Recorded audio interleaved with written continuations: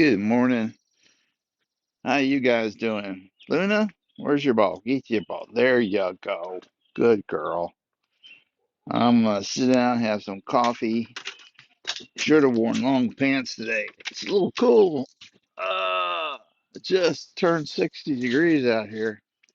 High's gonna be about 71. Oh, oh, yeah. Blue's a pretty dense dog. He doesn't look that big, but he weighs in at 70 pounds. Yes, you do. You weigh in at 70 pounds. For a little package like you, that's a lot of weight. A bigger dog, Luna, quite a bit taller and longer than him. She only weighs in at 80. You're something else, Baloo. Yes, no, no.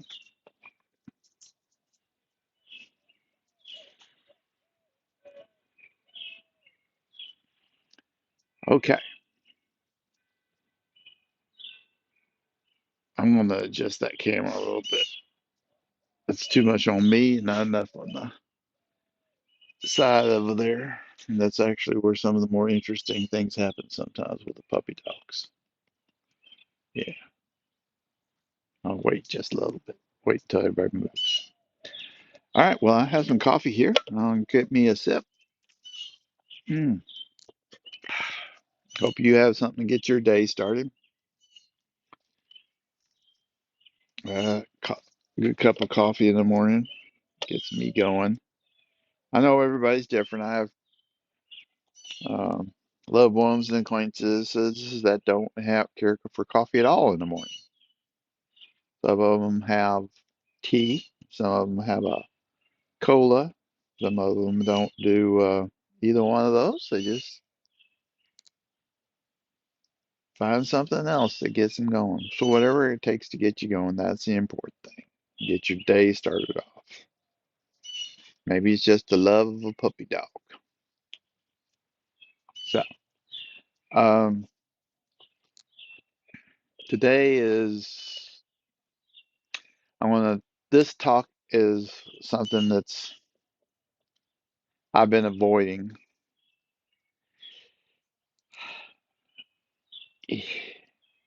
but I'm going to go ahead and give you my opinions and stuff about the nightmare scenarios that I see with AI. Um,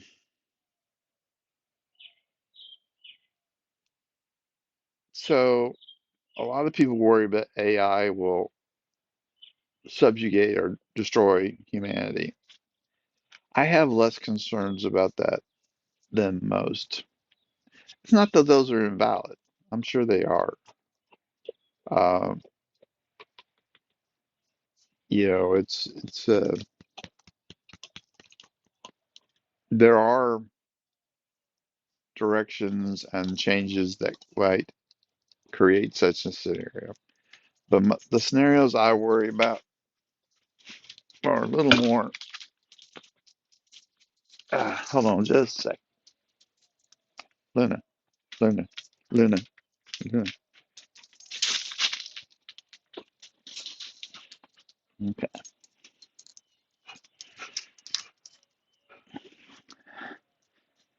All right.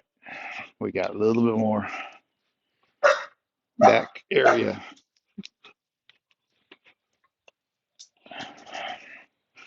So let me just pause this for just a second. Let me get something straightened out over here with the puppies, and then I'll start again here. Okay. Sorry about that. So, nightmare scenarios. The two nightmare scenarios that I really concern myself with have to do with the fact that let's talk about the one that's probably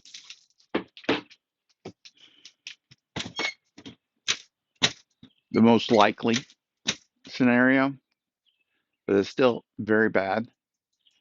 That to fix it would require activities from government to step in to, and those are the things that concern me. The speed at which it can be done versus when we see tangible problems, and that is deflation.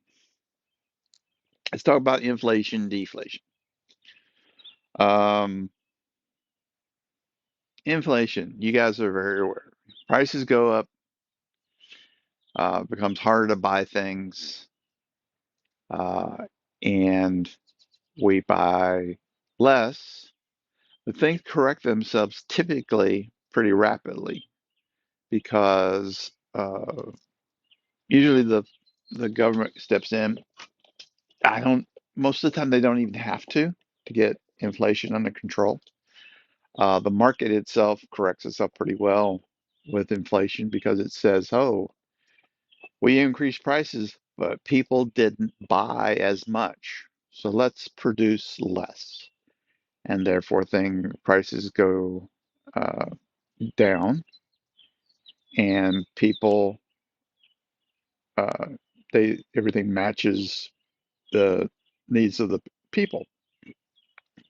So supply and demand correct themselves pretty well. Deflation.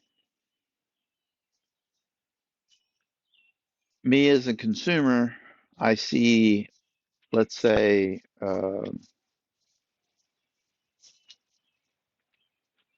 let's take like, your standard car. Car prices going down every single year, and with the car prices going down every single year, I'm like, you know, let's wait a, a year or two. We can stretch out to the car we got currently. The prices are going to go down. So what happens is demand goes down, but unlike in inflation, when demand goes down, oh, sorry, let's back up just a bit. Oh, no, that's right. So demand goes down, production goes down because there's less need to produce because people aren't buying. Layoffs occur. People lose their jobs. Now there's even less demand. And it kinds of is a self-fulfilling prophecy of a day, year after year, everybody tightens their belt more and more, and the world gets a little bit more difficult to live in. In the U.S., we had deflation. It was called the Great Depression, and it could be argued that uh, it would have taken a long time to get out of it. Oh, no, don't lick me. No. Uh, Trying to break him of that and get up in your face and he'll give you a lick. Anyway, it could be argued that the Depression itself, the thing that really got us out of it was the war with Germany and Japan, the Axis. That's what really pulled us out of it. Japan, speaking of Japan, just recently appears to finally have gotten out of its depression because it's been in a deflationary uh, problem for over 30 years now. When I was young, when I say young, see, it'd be in the 80s. So I would be in my 20s. When I was young,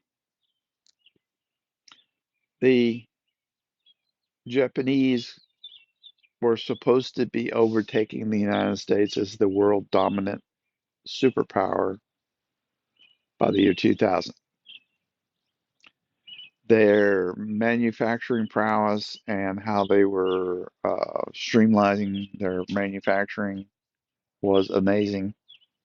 And unfortunately, their consumption didn't keep up with their production. And that caused deflation and created a big problem in Japan.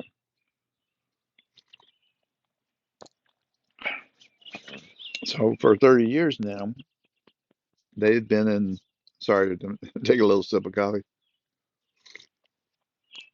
So the deflation is really hard on people and can really put a lot of things uh, into a malaise, I want to say. Um, stifles innovation, stifles creativity, stifles lots of things. So we may be in for another depression. If AI produces things much more effectively, but yet we don't have avenues of creativity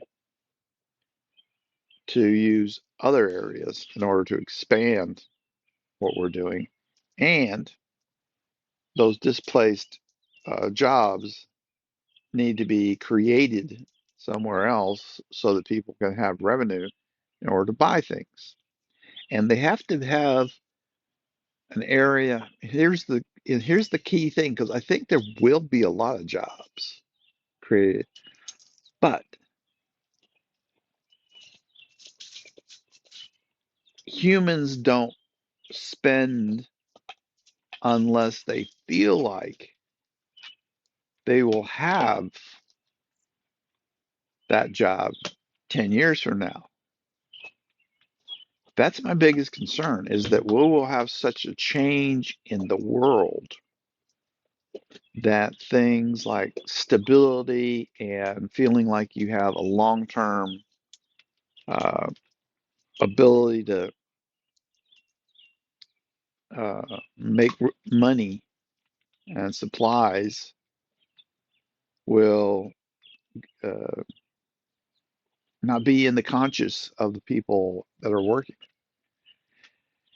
So they won't buy because they don't know if they're going to lose their job in 4 or 5 years, because the world has changed so much. So there you go. Ow, ow, ow. What's going on here, guys? Luna's lost her ball, and that makes her perplexed. Can you get it, Luna? Where's it at? Where's the ball? Oh, there it is. Okay.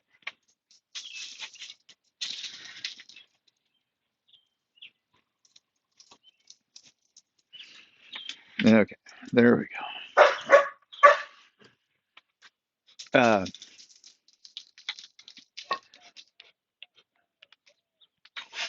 So let me paint the deflationary nightmare scenario for you. You have a job. You're getting paid $80,000. There's people out there hiring, new hires needed, because there's this new uh, revolutionary approach to real estate purchases. But that's okay. You've got this other job.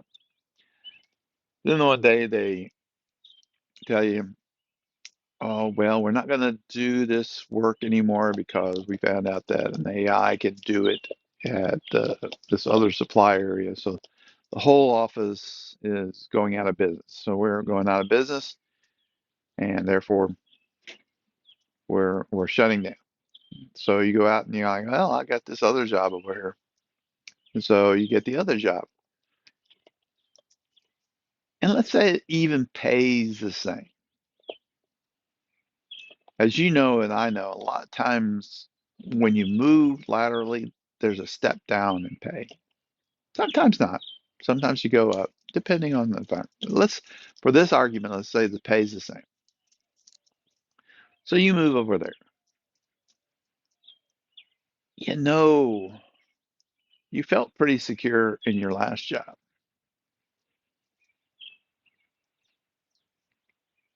This job might not last long either. Yeah, it's new and it seems to be going well, but things seem to be going well before. So you might not buy as much stuff, at least not until you see other things pop up on the horizon.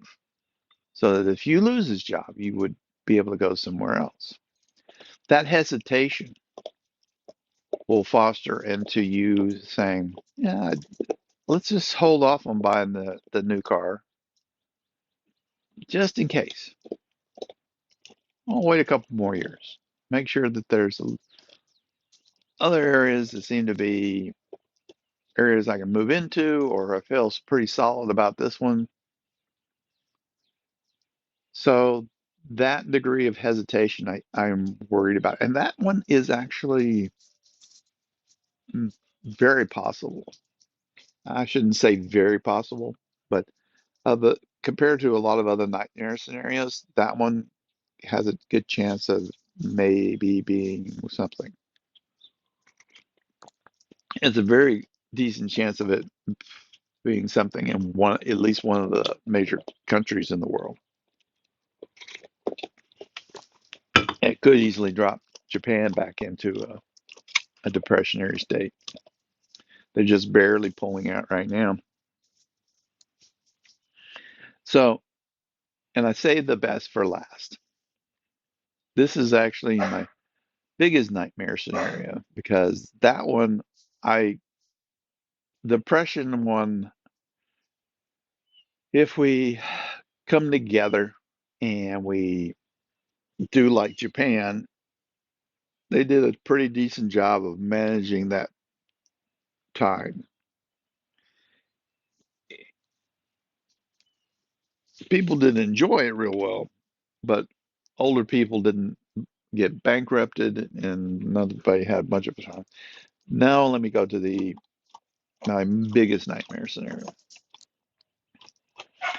My biggest nightmare scenario has to do with this current state of government in the world right now. Um, the United States, we fuss. Both of our political parties are like, oh, the doom of the society are we're can't elections are being destroyed. There's too much power in the presidency, and the controls that were once in place are being destroyed. Freedom of speech being destroyed. There's lots of things that we've been arguing about here in the United States. And they are valid arguments. They should be argued because it is important that we have those civil liberties available to the population.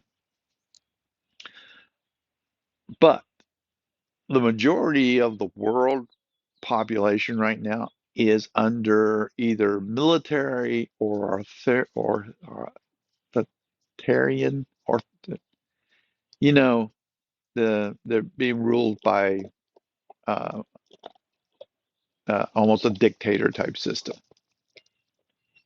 That's the majority of people. Now, the worst thing about AI is that AI could really help create a economical way to do some significant controls over the world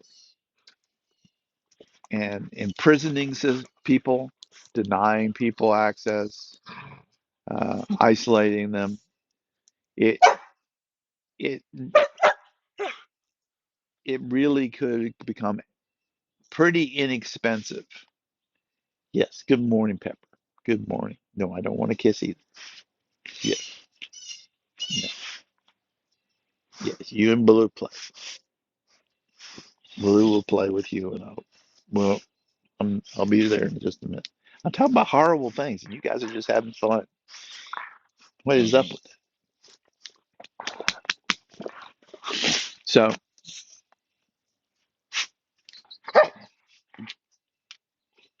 you get pulled over by a robotic cop, and he says, "Sir, your license plate is not correctly displayed in the back and front of your car as per required legal reasons." And you go, "Oh, yeah, meant to get that fixed. This was your second warning, sir. So you are now going to be arrested. You have the right to remain." Hey, wait. That other warning was just 2 days ago. Give me. I just haven't had a chance to change it, sir. Two warnings is required in imprisonment.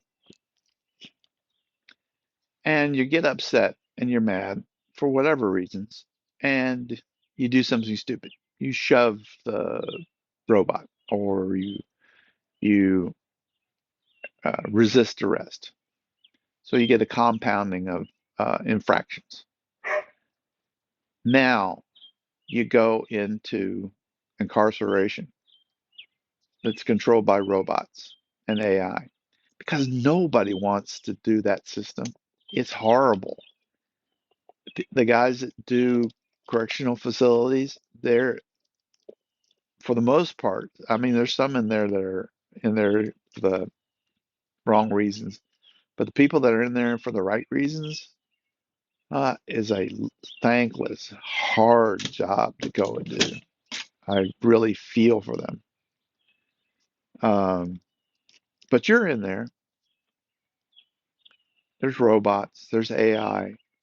The cost to society of keeping you locked up is small, very small, because now most of the controls in the those uh,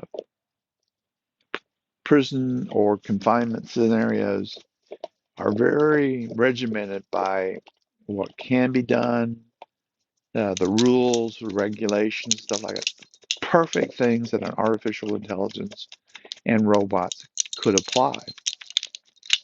Basically, the only thing that society really has to pay for is the housing and the food. A lot of the other stuff, it's not, it's once you buy it, it's fine. It's not going to be a big deal. So now you have the ability to take a lot of your citizenry and incarcerate them with um, very low penalty for the rest of society. And we all want everybody to act nice to the police officer. We all want everybody to have their pay their due when it comes to doing things correctly in the world. Unfortunately, sometimes, especially people in power, they get more and more powerful, and they start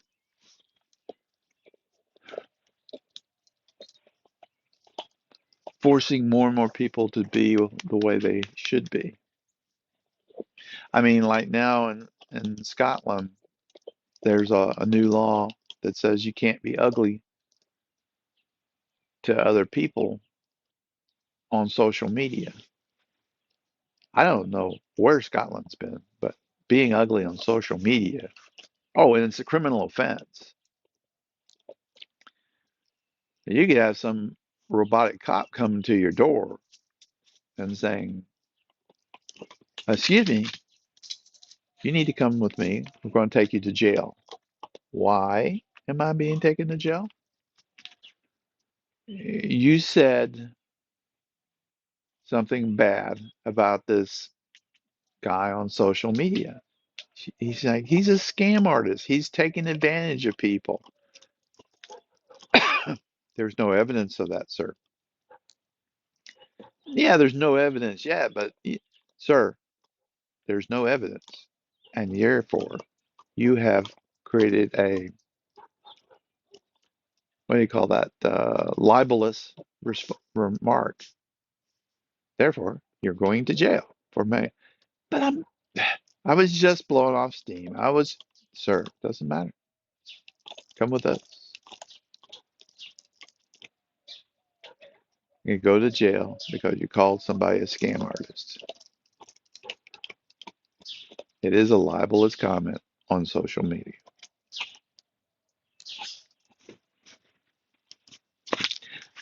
That'll keep the world being a wonderful, safe place.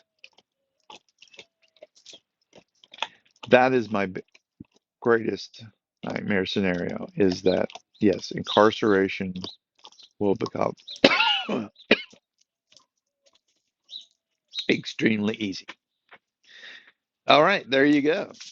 I've done my due diligence. I've told you my two nightmare scenarios. I don't think they're going to happen, but they do scare me, especially because there's so many authoritarian governments out there. But we will see. The world will find out. We'll talk to you later.